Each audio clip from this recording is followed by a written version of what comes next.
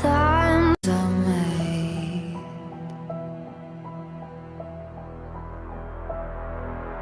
Time to put my medal on. Whose neck to cut, I don't know. Whose side I'm on. There lies my sanity. There goes my mind, I could not say. I don't trust what I see right in front of me. I don't know who to betray.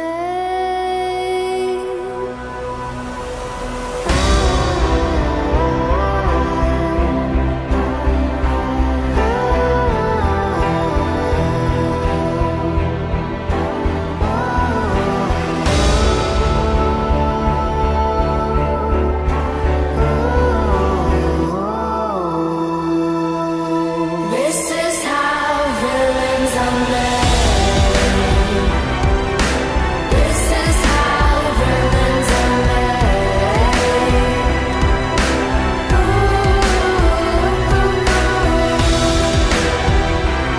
So easily repersuaded. When the lines of blood are faded, no one ever starts that way. This is how villains are made. This is how villains are made.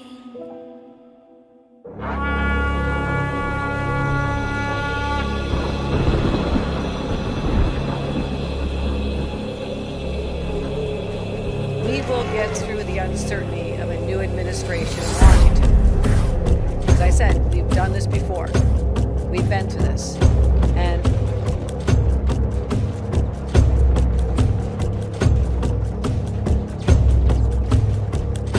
isn't necessarily the best place to start. In fact, I think our reverence for the truth might have become a bit of a distraction that is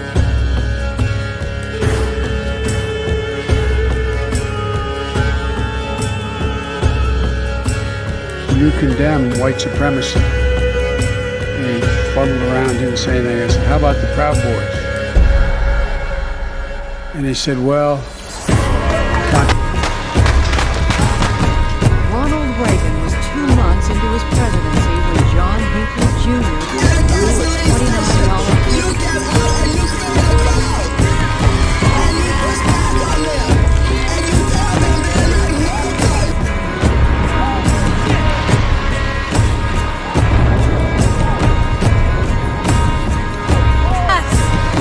I have thought an awful lot about blowing up the White House.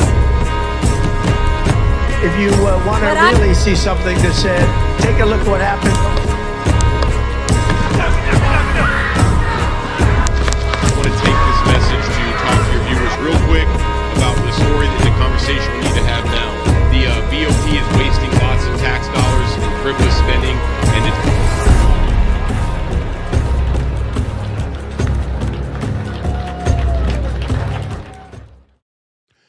Greetings, and thank you for tuning in to another episode of The American Rising. I am your host, Barry Ramey. And some of you may or may not know that I did spend a few years in federal prison due to my participation of January 6th on that fateful day. So I want to come clear and be honest with everyone that there is a sense of bias within this expose and what we're about to talk about today. I did spend 3 years, as I just said, in federal custody where, like every one of my brothers and sisters that did so, they heard for 3 years, or and some longer, that 5 officers were killed that day at the hands of us. Of course, that is not true. It never was. And yet you don't hear much of a redaction at all or any type of apology from the left. In fact, they continue to say these things to this day. We all know about Ashley Babbitt. She was an unarmed Air Force veteran who had her hands up trying to get through a window that somebody else broke, and she was shot at point blank range by Capitol Police Officer Lieutenant Michael Byrd. Another story of that day that shows how J6ers did not kill police officers, yet they themselves were killed, was the story of Roseanne Boylan. A lot of people don't know the story of Roseanne Boylan and what happened to her that day. But I have for me and for you somebody very special that had a front row seat that day, an individual that I got to know personally. I was incarcerated with this individual in the DC Gulag pre-trial of January 6th. He is a former Nashville police officer. He is somebody that was trying to save a woman's life. Again, everything of this individual story can be backed up with video evidence. And yet a lot of that evidence was attempted to be scrubbed from history. Well, we do know that the left, especially, and just in general, nobody tries to censor or hide lies. People, the left especially, try to censor and hide the truth. And make no mistake about it, the story of Roseanne Boylan and the Capitol Police officer Lila Morris that murdered her by beating her to death in front of my guest, Colton Maccabee, is a story that needs to be told and a story that is not known. And it isn't any different than anything the left permeates.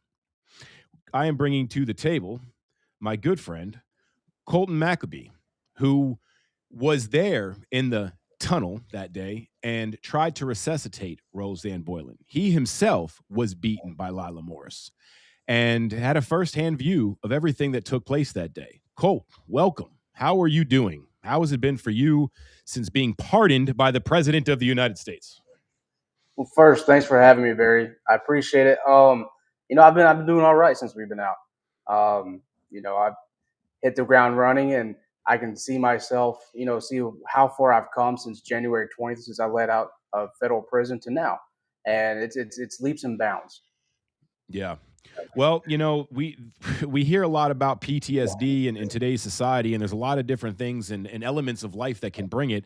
I would assume that anybody that was in the tunnel that day, especially if they were sent to prison and listened for years with their hands and voices tied behind their back, that couldn't argue the truth and try to reverse the narrative being placed upon them, it must have caused some sense of post-traumatic stress, because all the while you're being called a white nationalist that killed police officers that day.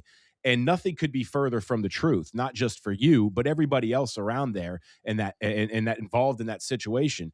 Let's talk about Lila Morris. I'm going to bring a picture of her up into the screen so people can see what she looks like. And I'm going to do that right now. This is Lila Morris. Lila Morris is the Capitol Police officer that can be seen beating a lifeless blue body to death. Colt, let me ask you a question. How many times did you witness Lila Morris, not just on Roseanne, but use her nightstick in that area that day?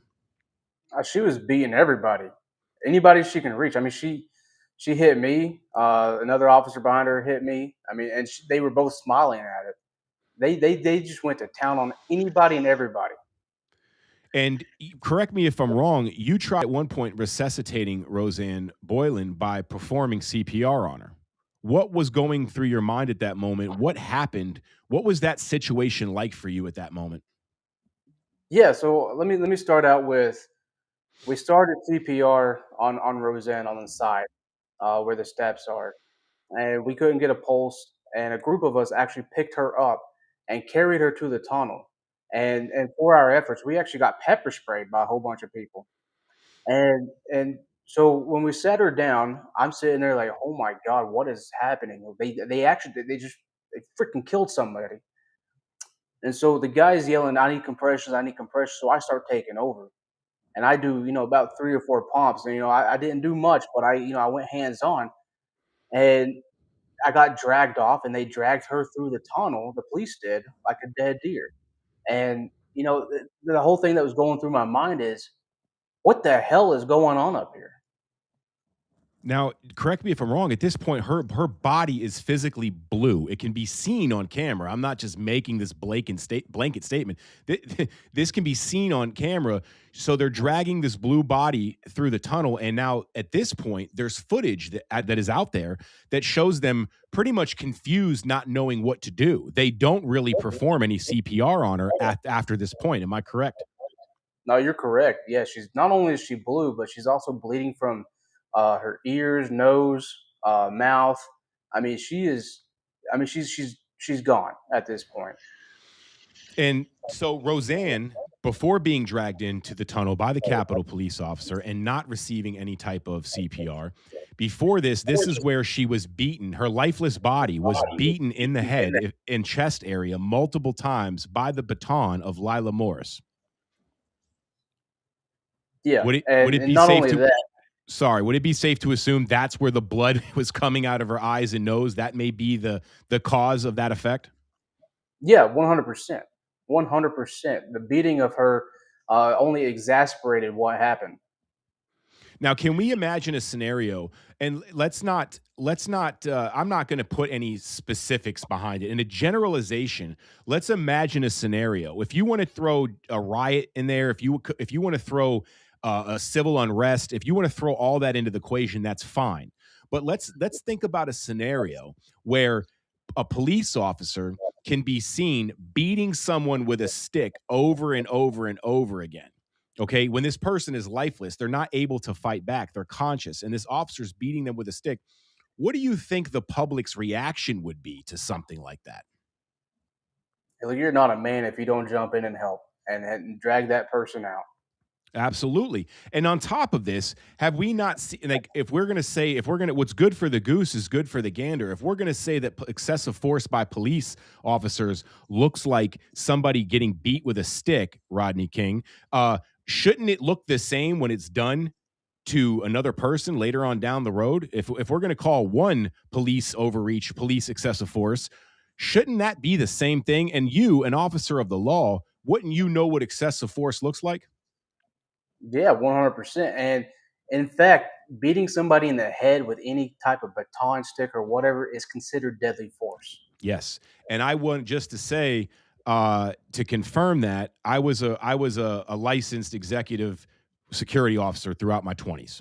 And I went through, which was honestly a joke, but a rigorous 6-month training. And one of the things when we did ASP training, as it was called, the collapsible baton, is that there is no state in the country where you can make a head strike. Everything must be below the collarbone. Am I correct in that statement? 100%. There's not a single state so it's basically by unison and unanimity that it's a federal law, because every single state adopts that within their law enforcement terms for using force with an asp or a baton. Yeah, and I was trained several times over on how to use a baton, and they even updated on certain things on how to use the baton. And if you're in a riot control situation, you're not swinging a baton, you're holding it sideways and you're pushing back. And that is not what we saw Lila Morris do that day. The photo, obviously, at the bottom now is Roseanne Boylan. She was pummeled to death by the baton of Capitol Police Officer Lila Morris, almost to the deafening silence of the left. I mean, let's be honest. They tried to cover it up. Colton, you and I were talking before, and you brought up the point that when they did a commercial about January 6th, they cropped Lila Morris out of that commercial. Can you take us through that as to why you think they would do something like that? Yeah, because they want to cover it up. Because not only did they crop the commercial, they've erased her from almost everything. That's one of the reasons why I went to trial, to get the truth out. The Capitol Police even put a false report out and said that she was in the rotunda and just collapsed. It's all a lie.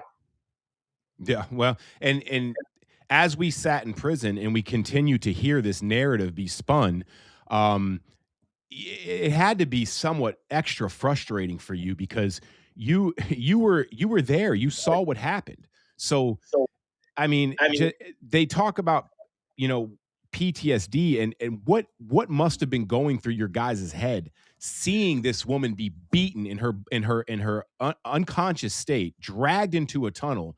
I can't imagine if I was there in that area what my response would be. I don't think it's any different than you guys. So to take that key element out, which is Lila Morris beating to death Roseanne Boylan, to try to scrub that from our eyes, shouldn't that tell us everything we need to know about January 6th? Just that one incident? I mean, everything you said is true. And the more that comes out, we continue to have more video proof and evidence. And now joining us is somebody to pretty much I don't think has done more research on January 6th in its entirety than this individual that I'm about to bring up. And I welcome to the stage David Summerall with StopHate.org. David, you are go ahead. StopHate.com. If you It do is the other one, you'll be very sad. Oh, Yeah. man. Okay. I apologize. I even got it wrong on the bottom. I will go ahead and change that now. So, Yeah, StopHate.com, brother. all right. So my bad on that. And let's go forward on this, David. So Colt was just explaining to us his story and his close proximity to the Roseanne Boylan situation and what happened that day. David, what do you think is the most important thing that the public is missing or doesn't know about Lila Morris, her actions that day, and what happened to Roseanne Boylan? Probably the big pause right in the middle between the Boylan thing. Can you hear me? Yes. Oh, loud and clear. Okay. Yeah. Between the pause, Colt, you know what I'm talking about. When everything stopped, they said the police aren't going to beat us. We're going to sit here until, whatever. There's a period in between. People think this is a big violent thing the whole time, and it wasn't. It was sold that way. But I think the biggest bait and switch is probably with Fanone being called Bailey. The one cop that got drugged down head first, and everybody's led to believe that was Fanone, and he doesn't correct them. But if you'll look up in the top right portion of your screen, you'll see Lila Morris with that staff beating Roseanne's body in the corner. But they're trying to do this diversion thing. Don't look up there. Look here and look at Fanone being beaten. That's not Fanone, for one. That happened at a different time. And they've conflated with the timelines. They've used different video, and it just is not the same people that they're trying to represent. I think if we could figure out who picked Fanone and Lila Morris and Hodges to go to the Super Bowl, I think if we could figure out why the police chief said, give them hell in the tunnel, and then afterwards said publicly Lila Morris gave them hell, when they handed all these awards out to these criminals. I think those are the strings that need to be pulled. And unfortunately, our FBI isn't doing that right now for us. And they've had a year. And we've literally done more work to find all this out. And I don't know what people's opinions are about different J6ers or who's lying or who's telling the truth. There's so much controversy. But there's one guy that was in there that gave what he said was a statement to Marjorie Taylor Greene and the others that came to visit, and it's Troy Smocks, and he's got a reputation, and I don't know what people think or don't think, but he gave us paperwork that said he heard an officer say if she had to go down to the Capitol and she had to put on all that gear, she was going to beat the F out of some truckers, that the orders had changed. They weren't supposed to beat the crowd. They were supposed to look for Antifa or whatever. And the other officers were like, Morris, what are you talking about? And so he caught this last name. I pulled a picture out. I said, could you identify her? Would you recognize? Yeah. So I pulled this picture out. He said, yeah, that's her. That's her. He described her skin color and her hair before I showed him. You know what I'm saying? So it was really weird. And if that's something that was before, then we need to know that that was premeditated for her to say, if I have to go down to the Capitol and put that gear on, I'm going to beat the F out of some of them. So she went with intent. How did she get from the back of the tunnel to the front of the tunnel to do that? How did Fanone show up late that day, make it all the way through the tunnel, down in the crowd, back up and back through? I mean, nobody made it through this tunnel. This, unless you're Victoria White and they hit you for 3 minutes in the head with a baton and then drag your carcass through there. Or if you're Roseanne Boylan and they kill you and they break the defibrillator and they give every hope that you had of life away for politics and put you on a cart and roll you down the hall. And listen, we've got the paramedic stories. That's what I think people should see, is their own words of saying that when they got to Roseanne Boylan, she was drenched in this spray. Now, how long had it been before it took paramedics to get there? And for them to say it's still dripping off her body, that it was excessive, that there was so much, and then not to tell the story about the defibrillator, or all Officer Dunn and Officer Gunnell, all these other policemen that supposedly touched her body to try to render it's just, it's beyond fiction. You couldn't write something so involved. You see Gunnell walking out with no limp, no injury, no nothing, but all of a sudden he needs a corrective foot surgery. So they blame that on Jay. Oh, now he's gimp for life. And you see him in court, because I've testified against these people, or as alongside, and I see him in court, and he's wearing blue jeans and a t-shirt. So it's terrible, I can't work, and all these things. But then you see him on Fox the next day in a suit saying, we are respectable police. And I'm like, what is wrong with the public to take a story like Roseanne Boylan and be told she died of acute amphetamine overdose? And the public said, yeah, okay, because people die from drug overdoses at Trump rallies every day, every time. There's been hundreds of deaths because there's been hundreds of rallies. No, like never. Like, people don't do meth at a Trump rally. And yet the public was fed this line. And I hate to keep ranting, but let me just say Officer Sicknick was the same thing. They took that story, they made it up, and they pushed it to the public for months and months and arrested people under that pretense that these people killed one of the police. And we know how bogus that was. It's the shock and awe. It's the intentionality. It's the maliciousness of this weaponized Department of Justice and FBI. And I think that's the moral of the story, that if Americans are willing to sit by and be duped, then they will. And we saw that happen for quite some time. And it took us probably 2 years. I can remember the first time Kara Castronova called me and said, David, you know more about all the deaths and nobody seems to be interested in them. And I said, well, that's the most important thing. I'll do anything I can to help you get those stories out. She had a bigger platform. But I put out the first documentary, Writing History, RIGHTING, Writing History, the Journalistic Battle of January 6th. And it rages on. At the very bottom, you'll see that. But what we did was took Philip Anderson's testimony, who was right there at the scene of the crime, was drug out of the crowd unconscious and luckily revived, unlike Roseanne, and was brought back to life. Basically, you see his lifeless body, and people thought he was dead, and they start pulling bodies out, and he breathed. And he told me, David, I was there, and I was holding this lady's hand until I lost consciousness. Yeah. And I've known Philip for years, man. And why would he lie to me about that? And I was putting this documentary out in June of 21, the very first J6 documentary that I know worth its weight. And I put his testimony there, and people said, you can't do that. You don't have the evidence. And I said, I have his word. We're friends. Why would people lie about what they experienced? Why do you instantly jump to, oh, that can't be true, instead of, well, let's figure it out and see? This is a witness testimony. I know it's kind of weird that it's not just opinion, but he was there. Right. And right as we were about to put our documentary out, Gary McBride found the one clip on the news that they showed where the one guy was rushing the crowd like he was a wild man, but down in the corner you could see Roseanne's body and people trying to do, treat her, CPR, whatever, render aid. And so that was the screenshot that we stuck in that first documentary. But I'm telling you, why did the media on our team never focus on the deaths? Because it's the most important thing that the public needs to understand, that we had our own Tiananmen Square massacre where the police murdered protesters, blamed them for it, put them in prison to cover it up, confiscated all their media, their phones, their computers, everything that had the video that was up close, guys like Colt that were there, and then tried to make our media and everyone else cover it up. Man, that's straight out of China.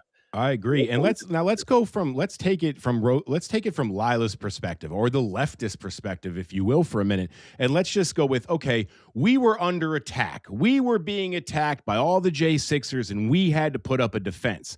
Let's just, for argument's sake, we'll go with that, right? Right. So then let's fast forward to Lila Morris. At what point does that story hold up or that narrative hold up when she's seen beating a lifeless body? I don't know how many times. She could have spent more time beating other people that were attacking her, right? That's very true. She's now focused and homed in on a blue body, clearly asphyxiated, clearly not conscious, continuing to hammer this one person. Why wouldn't she stop and continue to hammer other people? The 300 giant Viking warriors in front of her that are all apparently all high on meth. Why not continue your front against them? Why beat this lifeless body? Let me offer you this. From the perspective in the tunnel looking out, the strikes seem to be going forward to the crowd, but the extension of it lower is hitting her body on the ground. I truthfully don't know that she knew she was there. I truthfully don't know that she beat her on purpose. I believe she was trying to strike out at the crowd in front of her, but as it went below the striking point, it was hitting her body randomly. Now you'll see the other guy with the big hockey stick sticking it in there. Now he's not trying to hit her, he's trying to block her blows strategically. And you'll see the very last one hits right at her hand and knocks that stick out of her hand and disarms her. Now, he's not trying to beat her in the head with it or anything. He was literally trying to block. He could see what was going on beneath him, but she was striking at the crowd. And when it went below that point, I think is when she was striking over. So I'm not saying it's intentional against Roseanne. I will say the intentionality of it comes from her previous statement. If that's true, then she had, ulterior motive. She had anger. She had issues. She shouldn't have been, she's not neutral. She's not protective. And I think that's when you deem every bit of violence that day objectively reasonable to cover it. And, the baton strikes in the head, they're not in the police reports. We've got them all on videos all over, but they didn't put them in the police. Those are lethal strikes, and they're going to hide those things. They did an exit interview with the FBI, all the Capitol Metro Police, sat down with the FBI and said, let's get our stories straight so that everything that we put into these reports mirrors itself and helps cover their intentionality, their choreographed chaos, and the fact that they set this up and let it continue for hours. When the National Guard finally came in, it took like 6 minutes. Right. And everybody was off, done. So I remember being there, and I remember everyone getting that alert on their phone because everyone's phone just started working for them to all get a unanimous ring out that the mayor had called for a 6:30 p.m. curfew. And I remember hordes of people just leaving to respect the curfew. So, some great insurrection there. I want to get into something that you said real quick that I think is very important is the collaboration in getting their story straight. Let's talk about Roseanne Boylan's toxology report and what they said her death was. Colt, what do you know about that? You were in prison. You're hearing this is actually tied to your case. So your lawyers are trying to find out things. You're able to get some things because you're brave enough to go to court. You want to take this. You want to get information to the public. What were you told it was the reason Roseanne was dead?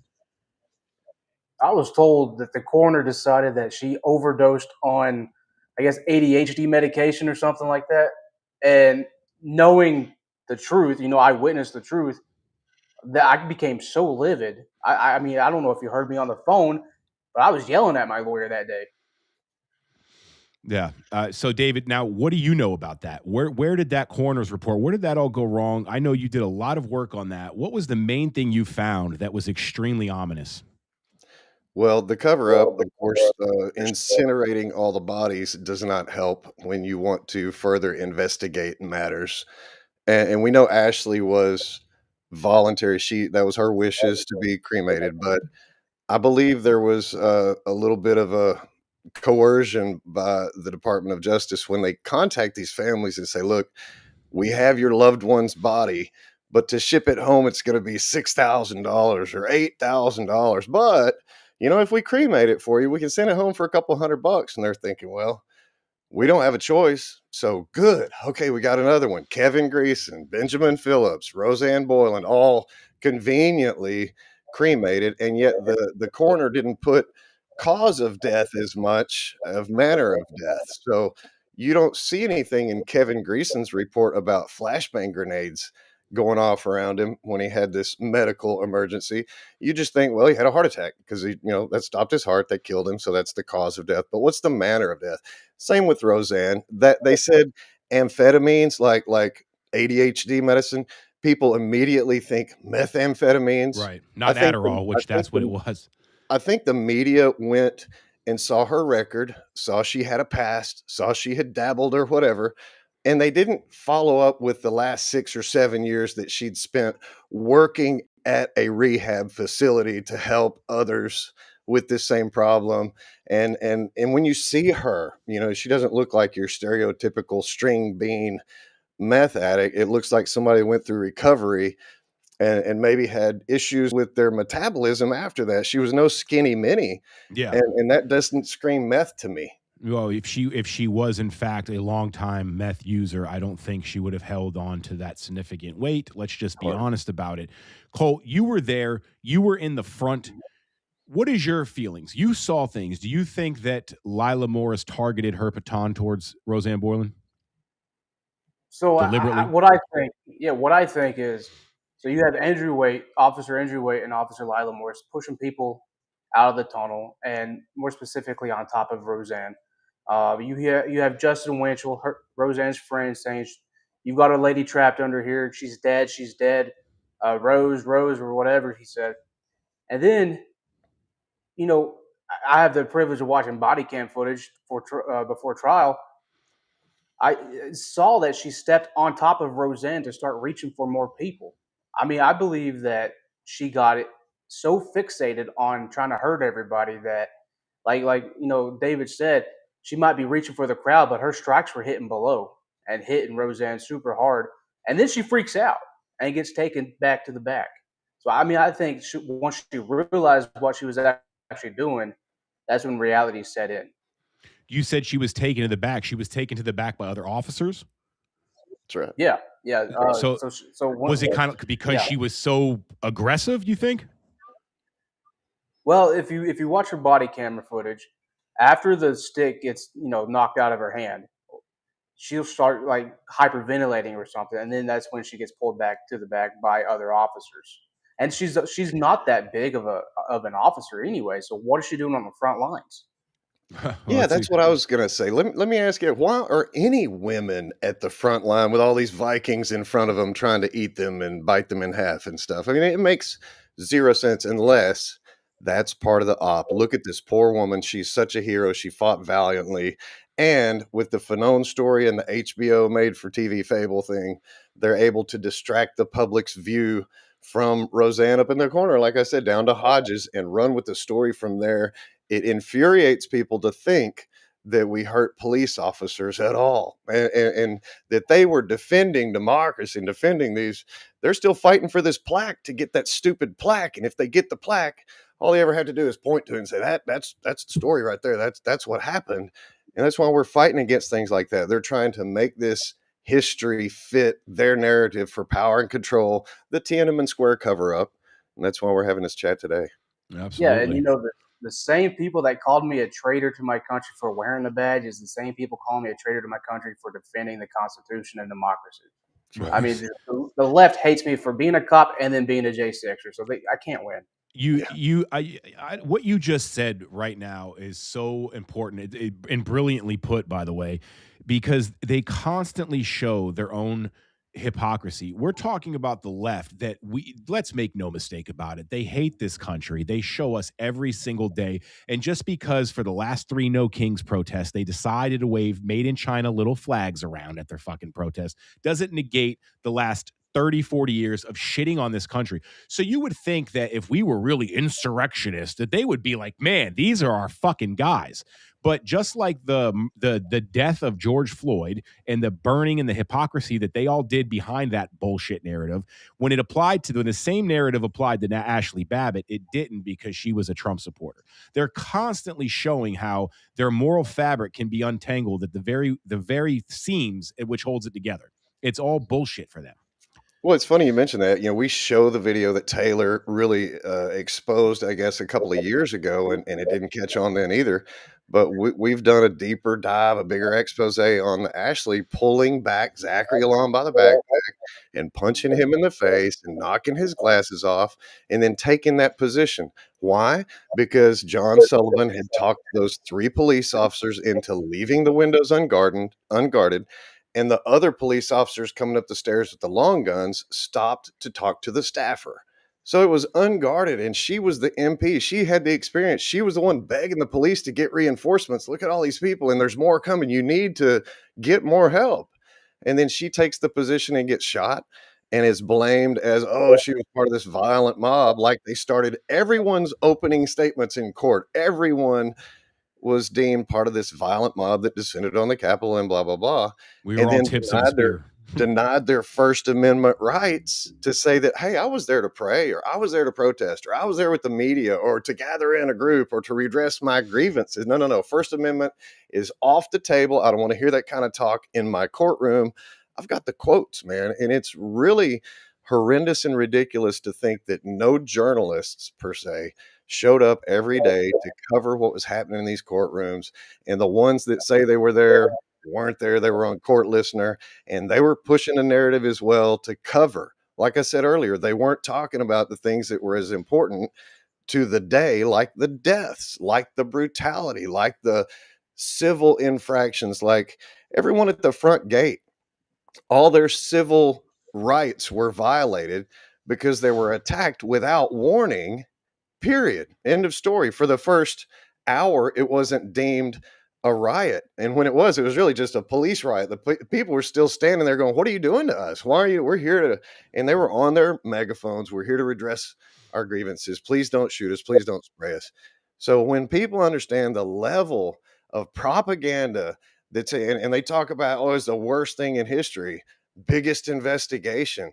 It's the biggest cover up ever. And it's so important that it became a leading election issue. And I believe led to Trump getting reelected, which led to the pardons, which was all part of the 4-year plan that we had to get these people out of prison, or they'd still be sitting there. Our politicians aren't helping on either side. They're not asking stories about Roseanne. They're not asking Colt to come on and talk at the RNC thing or anything. I mean, this is ridiculous that no one's talking to these survivors of political terrorism. I mean, there's no other way to put that, and yet nobody wants to talk about it and sweep it under the rug. Why? So they can do it again. Yeah, it's absolutely true. And so, Colt, let me ask you this: what was some things that happened in your case? You felt like they were trying to scrub and remove Lila Morris, and you went forward with this to get more information out there. What were some hurdles you hit with trying to get that information? Well, first and foremost, even going through bond hearings, they refused to play the audio. They refused to sit there and put everything together. They said my situation with Officer Waite and then Roseanne Boylan were two separate issues, even though it happened during the same time. Going through trial, the prosecution put in a motion to sit there and basically erase Roseanne's existence and said, I can't even talk about it. And the judge ruled in our favor. So we actually could do it. But even if he ruled that I couldn't, I was getting on the stand no matter what and speaking her name because I already knew I was going to prison. What else I have to lose? And there's a clear case of the prosecution or the government trying to stop you and preemptively prevent you from even bringing up something that is pertinent to your case. Right, and I couldn't even use defense of a third party or even self-defense on my own. And I mean, we all see the videos. You see me help an officer, you see me push an officer, and then you see me do CPR. I mean, if I was, and the prosecution said I went there that day to cause mayhem and to sit there and attack police officers. And if I wanted to do that, I would have stayed at work. Yeah. Well, let me ask you this. Correct me if I'm wrong.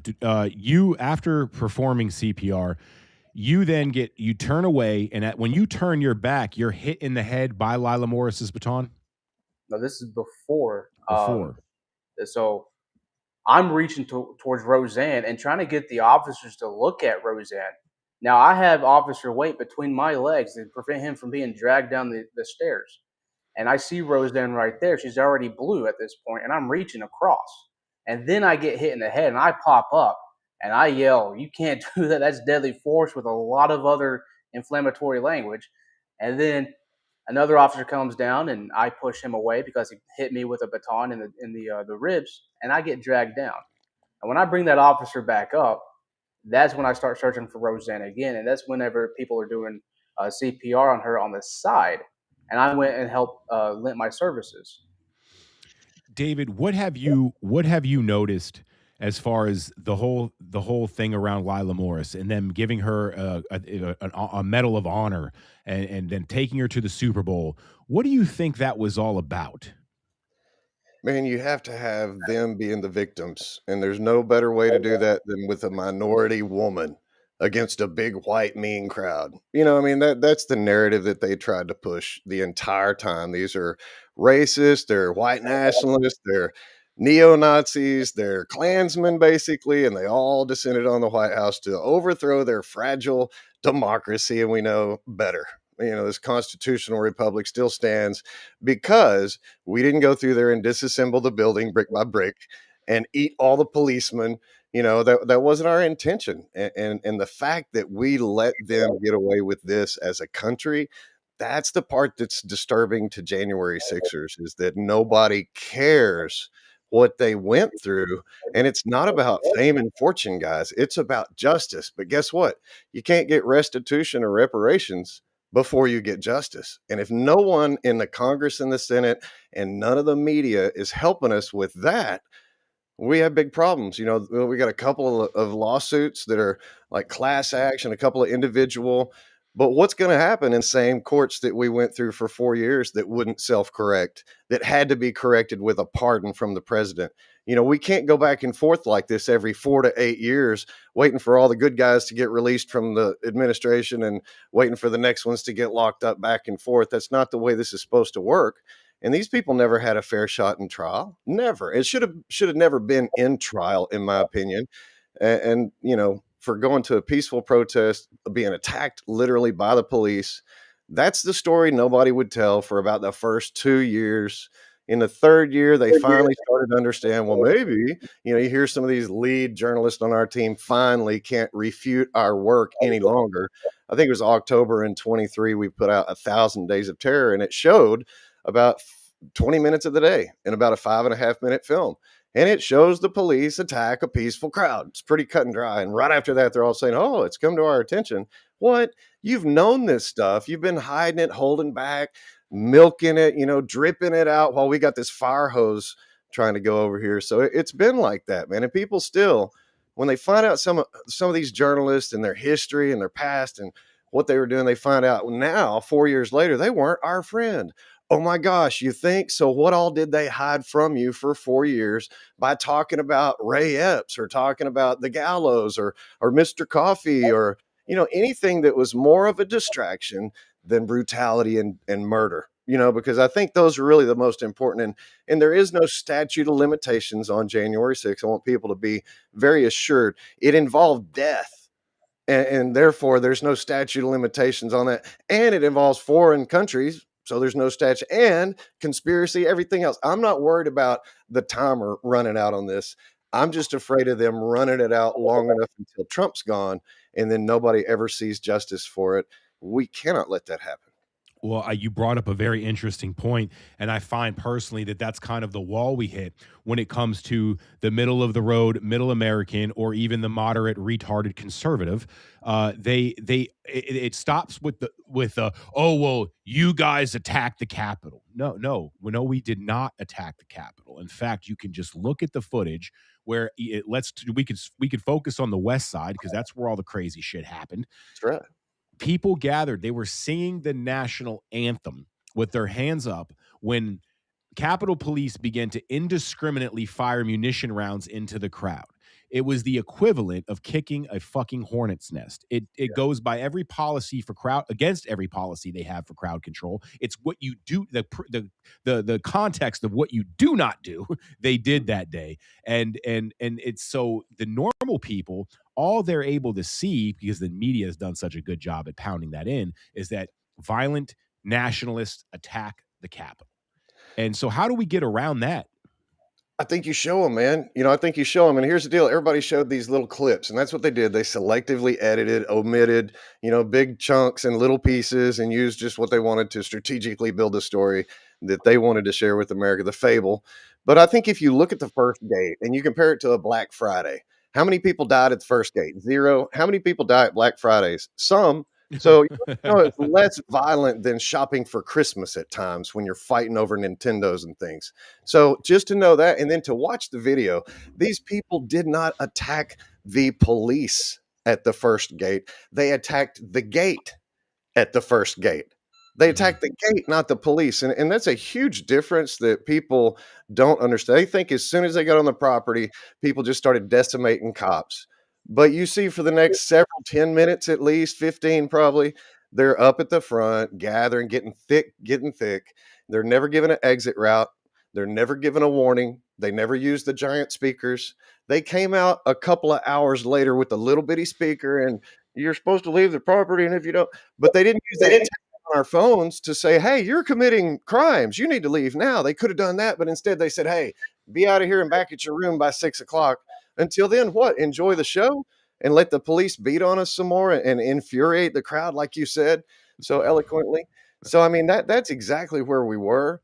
And for them to be able to spin that past the concern of the normal average citizen, because they thought, like they were told, we went and did stupid things. We screwed it up for everybody. We messed up the election for Trump, and if it wasn't for us, things would be different. And both sides hated us, man. It was the hardest thing to get people to just change their mind a little bit. And we did that through a community, through video, just showing what happened, testimony.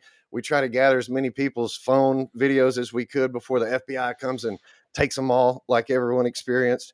So we built a database, man, and went to work and testified in cases, doing things that normal Americans are supposed to do for each other, man. I have friends from junior high and before that I don't speak to anymore because they didn't believe me. They believed the media. They didn't believe somebody that we grew up together and we have a bond, we have trust, we have these things. But they saw the power of the media and propaganda, and we're no longer friends because of that form of manipulation. I mean, that's some strength, guys. To know you grow up with these people, you have bonds, and then you lose your family, you lose your friends, you lose all your social, you lose your church, you lose your school, whatever you're associated with. People don't get it, man, because of that smear. And I think once this justice thing comes back around, I really expect great payments, but we have to have someone guilty. You have to have a culprit. You have to have charges. You can't just say, hey, they did us wrong and we deserve it, because everybody knows you deserve it. But if you don't have somebody to point that to and say it's him or them or they or this or the judges, because we've got everything. Just like Cole says, man, it was intentional. We had to fight to get certain videos into court, couldn't get some, couldn't get audio for you, couldn't point at anything, you couldn't mark it. It had to be originals. They didn't like the publics as much. There were battles to get these videos. And then the reporters that were covering these stories, they were selective as well. Or they would never say who found the videos, where to get more. They just say, oh, look what popped up in court today. And wow. And then they get credit like they found it or something. And then all eyes are on them. And they never tell you the goods, and they never help, and they never put the little people's names in their posts so they could actually get support for their own Give, Send, Go or something. It's like they did it for journalism and for money and likes and clicks instead of to help the people, which we all know is true, man. It's disgusting, and people need to wake up to that, because now that it's popular, everybody can talk about J6. Everybody can make a buck or two off of J6. Where were you when we were fighting, risking our lives and our fortunes and our reputation all out there, and you all wouldn't let us come on your shows to talk about J6 because it was off limits or you weren't allowed? I remember it. I mean, everybody does. And that's the part that's disturbing as a society, man. That's how Hitler happened. That's how if whatever. But yeah, this is how bad things happen. Let's just put it that way. And it seems like our government, once again, is in charge of it and the history of it. Sure. I mean, and so just to touch on something you said, they continuously pushed a false narrative. They continuously told our stories for us and didn't allow us to tell our stories. They censored us in prison. They stopped us from talking to the media. Sure. They prevented us from doing that. And real quick, again, something good you said. I find it personally that I know what to expect from the left. All right. Not only being a Proud Boy, but a J6er. I get it. They hate me. That's fine. That actually brings a smile to my face. But I do find it that it's the middle of the road moderate conservatives that hate us even more. And I've experienced it in my local Republican club here in where the county that I attend. Some of the people are awesome, good people. They've really welcomed me with open arms, but a lot of them, they don't even talk to me. Like the city councilman, the president of the club, the Republican club, he won't even talk. He hates my guts because of he believes that we attacked the Capitol and tried to overthrow the government. Now, this cuck that I'm talking about will put on a MAGA hat and claim to be MAGA, but he doesn't want to talk to the J6er. But it must leave a foul taste in his mouth knowing that the commander in chief, pardon me. Well, I think there's a lot of controversy about that too. And people think, well, he pardoned criminals. He pardoned his lynch squad. He pardoned the people he told to go down there and attack the Capitol, and they attacked the Capitol, and then he pardoned them. So, the deal is done, whatever. And that's not, of course, the case, but they don't understand that just the pardon didn't fix the problem. It got us out of prison, got us out of the Shank situation for the most part. Now it's just the public life threats and things like that that we have to do, not the prison ones, which is good. But, nobody needs to be in prison for it for sure, but it's not over yet. And we expected justice, and I'm not sure that it's over. I know that we're going to continue to fight like it's not. But I think when you look at the way that they came out of the gate swinging about Officer Sicknick getting killed with a fire extinguisher by these people. I think when you look at Hakeem Jeffries and you hear the way when they're speaking to a crowd, the 4 officers who died as a result of January 6th is not 4 officers that died on January 6th Not or anymore. necessarily even as a result. But when you're trying to cover 4 civilian deaths that happened that day, you want to say it like that. The 4 officers' deaths that resulted from January 6th. That's just sleight of tongue, man. That's magic tricks that these people are playing on our friends and neighbors. And the whole Officer Sicknick thing, yeah, the little retraction came out in April that, he was not killed by a finger. It was just a stroke to brain and not related to January 6th. But who heard that retraction? Who saw it? Who read it? Because we still, like I said, had friends being arrested by police that would say that to them. Why are you doing this to me? Because your people killed one of our people with a fire extinguisher. No, do that back in April. They said that's no, yeah, it's true.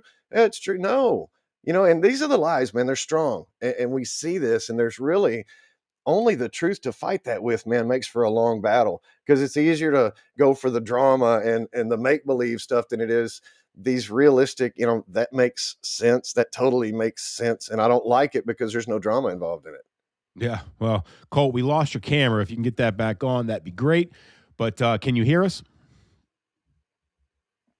All right. Colt got is taking a hiatus, but it is going forward. What do you think we can do, as far as getting this word out there, exposing Lila Morris and her individual actions that day, how they did not coincide with anything that law enforcement's taught, and that you can be mad at the protesters that you want to label as rioters, but let's talk about this individual action.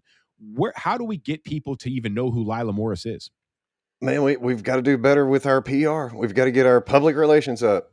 We have to let people see these videos and hear the stories from the witness. And that's what we do. It's all we do. But there's such a censorship and, shadow banning block or whatever. We have our little community and we're all loud and clear in our little community, but it doesn't get outside of that. It's just the echo chamber and we see that. But I'm telling you what the public can do, what J6ers can do is keep filing FOIA requests.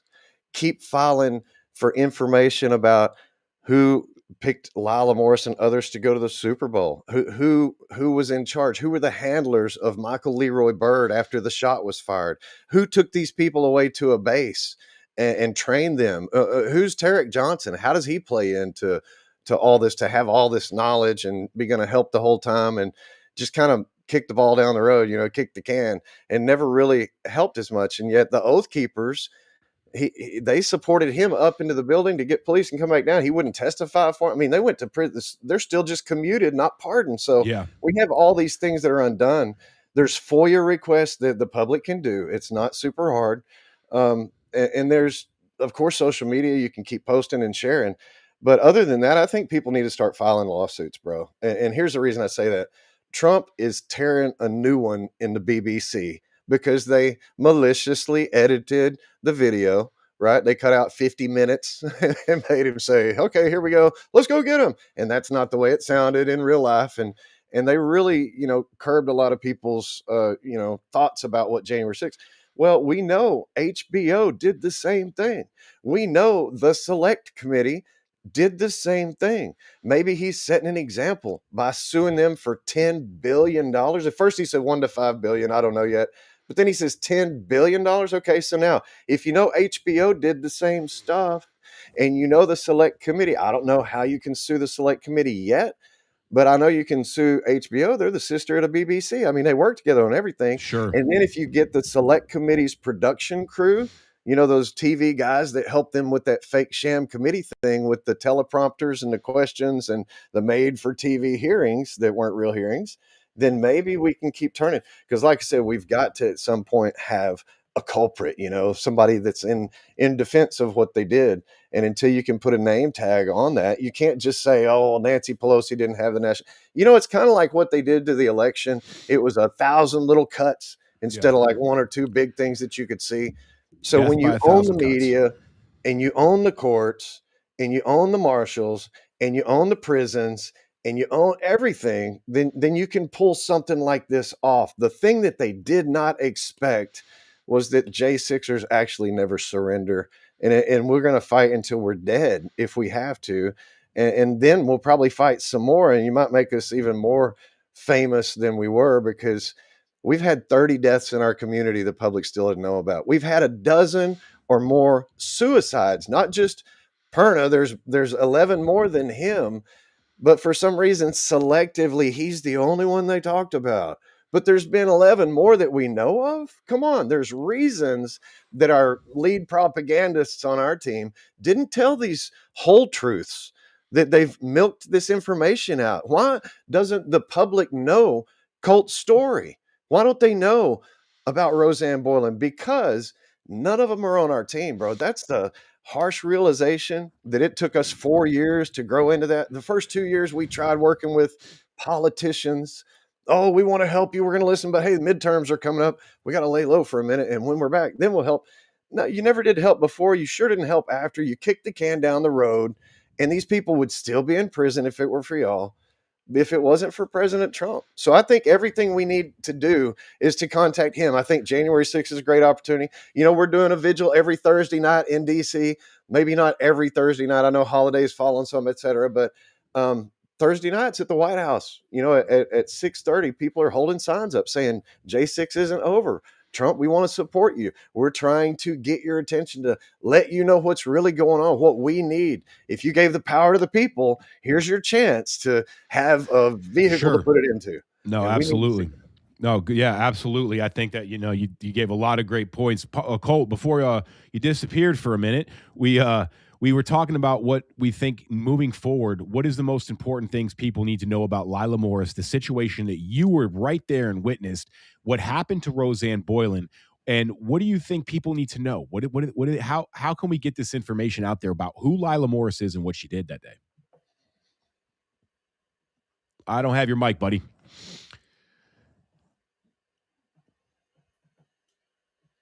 All right. Okay. Well, I mean, we'll wrap. Can we hear you? Nope. Okay. Well, I'm going to go ahead. Nope. No sound, buddy. Sorry. I'm going to go ahead and remove you from the screen real quick. And I'm just going to go ahead and wrap it up with this, man.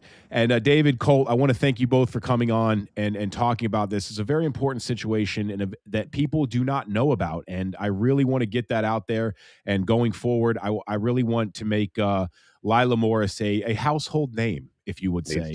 And so I plan on doing that on January 6th, all legally, all within good fun, no harm, no ill will towards anybody. But I hope that on January 6th that Lila Morris and Lieutenant Michael Byrd will be a household name, because it should be, like you said.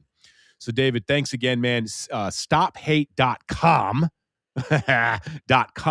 David Summerall has compiled probably the most extensive and thorough conglomerate of information surrounding January 6th, and I highly encourage everyone to check out his website. He has had some amazing help, but he has taken the lead on this, man. And David, we know in our heart of hearts you have done so much good for this Bro, I just try to keep people motivated. Daniel Goodwin is the mastermind on the computer and has really been the backbone of compiling this information. It's easy to find it sometimes, but to keep it is another chore altogether. And it's been difficult because they erase things all the time. But, bro, thanks for having me on. Let's do this again real soon. Absolutely, man. And I will see you in D.C. in January, brother. Yes, you will. All right. Well, ladies and gentlemen, I thank you for tuning in. Again, this was a short expose on Capitol Police Officer Lila Morris. Lila Morris used every wrong tactic she could that day, and it ended in the death of Roseanne Boylan. And the video proof is out there. The evidence is there. You're just going to have to want to look at it. So Lila Morris, I would like to say, in the unlikely event that you ever do see this, I know that the narrative against us is going to be maintained that we're insurrectionists and we're terrorists and we're white nationalists and whatever you can do to, keep that going, because you have to in order to live with yourself. You have to keep that narrative going because the truth hurts. And I don't think you want to live in the truth. And so, ladies and gentlemen, thank you for tuning in to The American Rising. I am your host, Barry Ramey. Please follow the X page at The American Rise, also on Facebook and TikTok now. Ladies and gentlemen, we've got a lot of work to do. I'm looking forward to getting it done.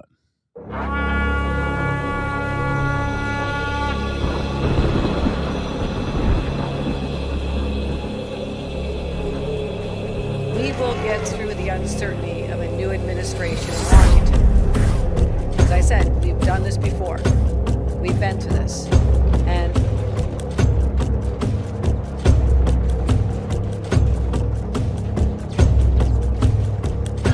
isn't necessarily the best place to start. In fact, I think our reverence for the truth might have become a bit of a distraction that is.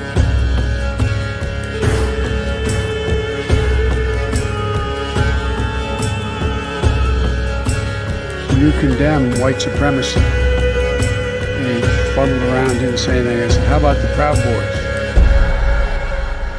And he said, well, Ronald Reagan was 2 months into his presidency when John Hinckley Jr. blew a $20 million